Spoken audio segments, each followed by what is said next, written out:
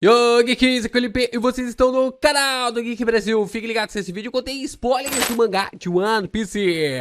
Sim, pessoal, semana passada não tivemos capítulo de One Piece, mas o primeiro editor do Eiichiro Oda decidiu soltar uma bomba na fandom que pode ter confirmado que Nika é planejado desde o começo. Os primeiros pontos, as primeiras ideias de que Nika poderia ser executado desde o começo do mangá de One Piece está começando a aparecer. E a gente vai comentar sobre isso, é claro, logo depois de você deixar o seu like, se inscrever aqui no canal, compartilhar esse vídeo com seus amigos. É muito importante você continuar reagindo aos nossos conteúdos para que o YouTube divulgue ainda mais os nossos vídeos por aí. E se você também quer ler uma novel que é mais ou menos planejada, não no nível de One Piece nem a pau, mas a gente tá aqui planejando, construindo uma história bem legal, você pode ler Que Haja Luz, tanto na Novel Mania quanto também no Tapas. Na Novel Mania eu sei que tô ali batalhando para alimentar os capítulos, mas nos Tapas os capítulos já estão todos completos lá, são mais de... A gente tá chegando a 130 capítulos, gente, é capítulo para dar com pau e você não paga nada para você ler a minha história Que Haja Luz, tanto aqui por mim, quanto também pelos personagens criados pelos inscritos. Então, clica no link da descrição para você poder ler.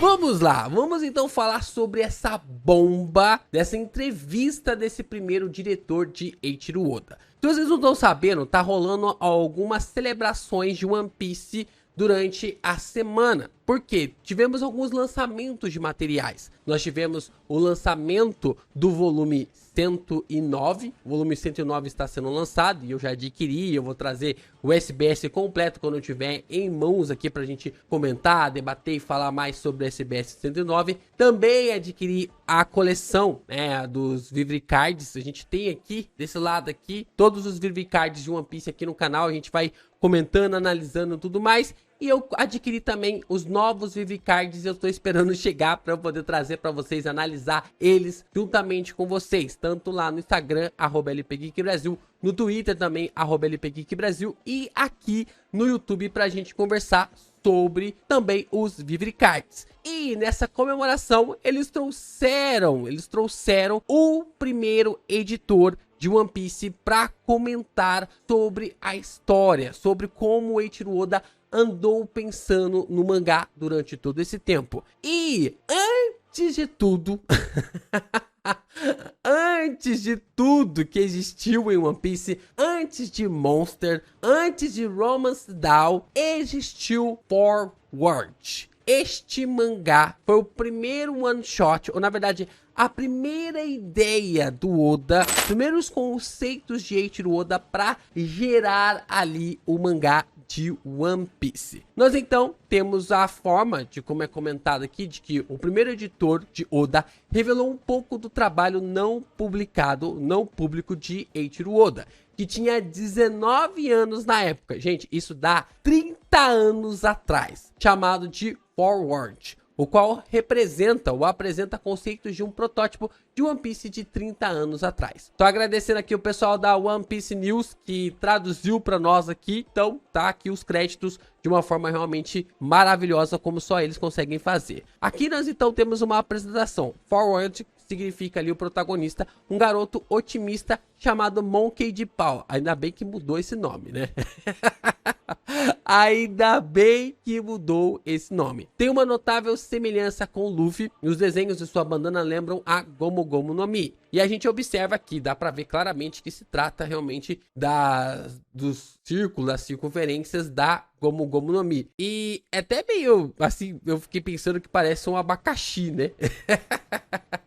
Acaba aparecendo ali meio que tipo, dá a impressão que seja realmente um abacaxi. Mas o ponto que eu achei interessante é algumas coisas meio que diferentes do Luffy, né? Por mais que a aparência e a semelhança seja ali com o Luffy, ele é flexível e dorminhoco. E o Luffy é completamente o contrário disso.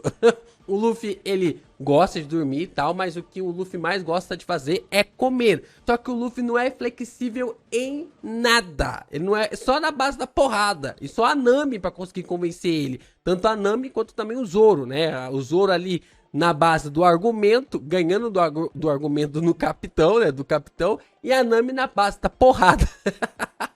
Na boa e leve força ali dos punhos do amor, né? Como é colocado na história de One Piece. Então nós temos um conceito aqui de várias explicações para nós. Aqui a gente tem uma relação bem interessante, porque nós temos uma personagem que é chamada de, também ali, uma ladra chamada de Rizel, que é semelhante a Nami. E também tem outras personagens que vieram a se derivar, ali, como Romance Down e outras histórias ali relacionadas ao que o Oda já estava pensando sobre a Nami, mas a ReZero, ou a Rizel, ela já era uma classificação como uma ladra. E é muito interessante que o Oda coloca aqui esse rascunho. Cara, que isso aqui é uma sacada do caramba. Porque no One Piece Live Action, a Nami usa um boné da marinha. Ela rouba ali uma das roupas, um dos uniformes dos marinheiros e acaba utilizando um boné. E aqui a gente percebe que esse boné também faria parte do uniforme ali, não do uniforme, né, mas do traje, a forma como poderia colocar ali pra personagem. E aí nós temos uma frase que é até mesmo intrigante: o que foi roubado era uma maçã, não um melão. E isso é bom. Então a gente tem uma ideia que maçã tem algumas coisas ali com a parte lá de Gênesis, né? Gênesis 3, quando Adão e Eva comeram ali de uma forma muito popular, né? Fala sobre o fruto proibido, mas na cultura popular é dito como se fosse uma maçã. E aqui eles comentam que o Oda fala: não é um melão, é uma maçã que foi roubada. E ele acaba dizendo: isso é bom. E aqui a gente tem um conceito também de coisas interessantes, que é: foi melhor que o pior. Se isso é o pior, tudo bem. Hora de uma nova jornada, né? Um conceito realmente aqui elaborado. Provavelmente ele era flexível e dorminhoco, mas quando o pau torava, ele ia pra cima. E eu acredito que ele provavelmente teria também um machado. É engraçado que o Oda pensa bastante nesse machado, né? Esse machado já foi parar na mão do Luffy, depois vai parar na mão da Nami. A Nami também teria um machado em uma das sketches iniciais ali dela. E então nós temos o personagem aqui que seria a derivação até chegar ao Usopp, né? A inspiração ali para o Usopp, que é: pessoas que conseguem rir de suas fraquezas são as mais fortes. Acaba meio que tendo essa geração. Eu acredito que esse personagem ainda vai ter uma certa aproximação, certo ali, um tipo de conexão com outro personagem na história. E esse personagem é o Scooper Gaban. Acho que vai ter uma conexão aqui do Scooper Gaban ainda com o Luffy, e provavelmente isso seja em Roadstar. Tu pode perceber que o óculos dele é bem parecido, a aparência daquele senhor, aquele velho com a careca, né, com uma tatuagem na cabeça que aparece lá na saga de Marineford, falando que as coisas iriam mudar, também se parece bastante com esse senhor que fala sobre isso. Então, talvez o Oda já tenha ali alguma conexão do Scooper Gaban com o Luffy, ou pensava lá atrás sobre esse conceito, e assim ele foi elaborando, até a gente poder chegar em Roadstar, provavelmente depois de Elbaf. E aí, meus amigos, aí que tem a maior polêmica dessas revelações, porque nós temos então um ser chamado Mary. Nós temos aqui um ser chamado Mary na história, e a gente tem aqui uma descrição chamada de o espírito da seringueira. Este personagem chamado Mary tem 5.008 anos. Não sei porque esse 8 anos tá aqui. De idade, e é uma risada diferente, como o ha de Nika. Olha só, olha só, olha só. E a gente consegue observar esse ponto aqui desse personagem, porque várias referências são colocadas para nós sobre o ponto de que o Oda estava começando a elaborar Nika desde o começo. Talvez o Oda não tivesse o nome completo sobre o termo Nika ou tudo mais nessa situação. Talvez ainda estivesse uma maneira ali de se abordar, de se reestruturar, mas a ideia de que um espírito da árvore da borracha já era algo concreto há 30 anos na sua cabeça. Talvez o nome Nika ainda não estivesse completamente ali certeiro na mente dele, mas até mesmo a risada que o Luffy dá é a mesma que o Merry dá ali em Forward. E a gente observa que o Oda, ele reutiliza esse nome depois lá no seu navio, né? No navio que os Chapéus de Palha conseguiram. Então, ao mesmo tempo, a gente observa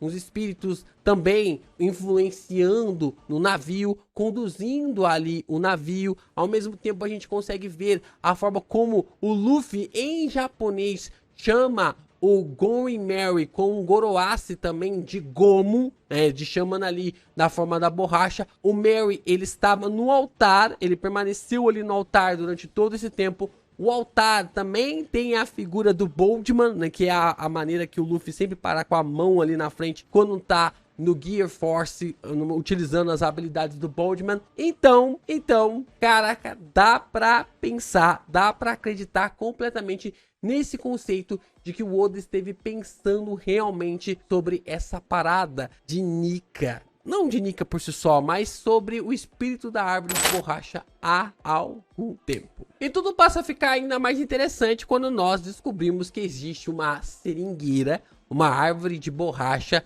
nas Ilhas Maldivas, e o seu nome é Nika. O seu nome literalmente é Nika. Então, talvez a gente possa ter muitas coincidências aqui. A gente já trouxe isso lá alguns vídeos atrás, né? A gente já trouxe isso lá em 2022. Lá em março de 2022, a gente falou um pouquinho sobre essas ideias, tipo assim, tá muito na cara que o Oda tava começando a se inspirar nesse espírito que é dito nas lendas sobre estar dentro dessa árvore de seringueira, e que esse espírito concederia desejos para as pessoas que estão ali nesse sentido. E essa árvore é chamada de Nika. Essa árvore ali que gera borracha é chamada de Nika, e se eu não me engano essa árvore tem mais de 300 anos, 350 anos. Então tem essas ideias realmente relacionadas para que o Oda fundamentalize ainda mais os seus pontos de vistas e, é claro, a gente possa ter realmente essa confirmação em breve de quando ou há quanto tempo Eiichiro Oda pensa sobre o nome de Nika. Tá aqui a seringueira, tá aqui o conceito do espírito da árvore de borracha, tá aqui o nome Nika. Estamos vendo os primeiros rascunhos de Eiichiro Oda dizendo que ele já pensava sobre esse espírito da borracha há 30 anos. Então, há quanto tempo será que Eiichiro Oda pensa sobre Nika? E por que andou segurando? Por que ficou realmente receoso de mostrar para nós esse nome, ou até mesmo essa habilidade, ou este poder deste grande ser durante todo esse tempo no mangá de One Piece?